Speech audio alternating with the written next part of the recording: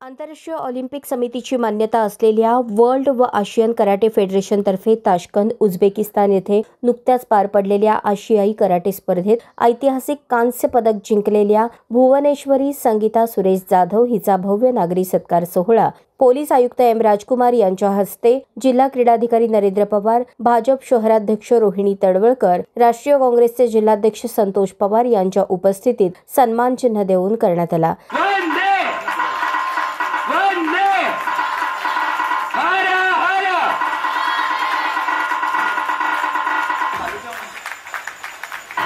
यावेळेस बोलताना पोलीस आयुक्तांनी भरभरून प्रशंसा करत भुवनेश्वरीला एशियन गेम्ससाठी शुभेच्छा दिल्या व सोलापूर विद्यापीठासह वैयक्तिक सर्व सहयोग देण्याची खात्री दिली। भाजप क्रीडा प्रकोष्ठाचे जिल्हाध्यक्ष यशवंत पात्रूट यांनी भुवनेश्वरी यांना स्मृतिचिन्ह देऊन अभिनंदन केले।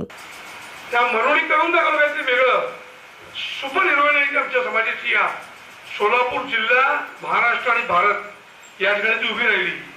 आता पण ती बघितली 2023 शेवटी खेळ खेळत असताना त्याला लागलं, इंजुरी झाली।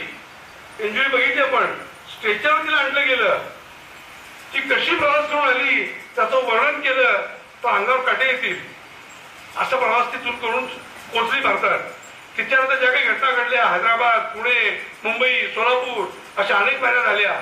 मग 2024 मध्ये ऑपरेट झालं, तर 2024 ते 2025 अवघ्या 18 महिन्याच्या स्पॅन मध्ये ती स्वतःला सावरते काय, स्वतः उभारते काय, परत व्यायाम करते काय आणि सगळं करून आज ती आशियाई कराटे स्पर्धेतलं कांस्य पदक मिळवते काय, हे एखादा सिनेमा बघतो आपण तसा एक सिनेमा देते आयुष्यातला, असं म्हणायला काय हरकत नाहीये। भारताच्या भुवनेश्वरीनं पहिलं पदक 25 तारखेच्या संध्याकाळी मिळवलं।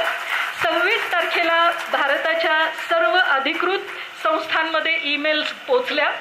27 तारखेला Delhi sports authority, central sports authority of India आणि स्पोर्ट्स मिनिस्ट्रीनं भारताच्या सगळ्या राज्यांना अधिसूचना जाहीर केल्या आणि महाराष्ट्राने सगळ्यात पहिलं पाऊल उचललं। 28 तारखेला सकाळी 11 वाजता महाराष्ट्राच्या क्रीडा आणि शिक्षण विभागानं अधिसूचना जी 5% खेळाडू आरक्षणाची होती त्यामध्ये थोडासा बदल करून ज्या नॅशनल बॉडीला ऑलिम्पिक असोसिएशनची मान्यता नाही पण आशियन आणि वर्ल्ड सोल कराटे किंवा त्या स्पोर्ट्स असोसिएशनशी जर त्यांचं अफिलिएशन अधिकृत असेल तर त्या देशातली ती नॅशनल बॉडी ही अधिकृत असेल आणि त्यांनी आयोजित केलेल्या स्पर्धांमधले विजेत्यांना शासनाच्या स्टेट आणि नॅशनल लेवलच्या 5% आरक्षणामध्ये समाविष्ट करण्यात यावं, ही अधिसूचना 28 तारखेला निघाली।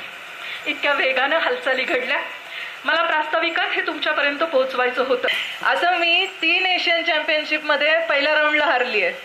मागच्या वर्षी माझी पहिली मॅच झाली चीनच्या प्लेयर बरोबर, त्या चीनच्या प्लेयरला मी ह्या वर्षी 9-1 ने हरवलं।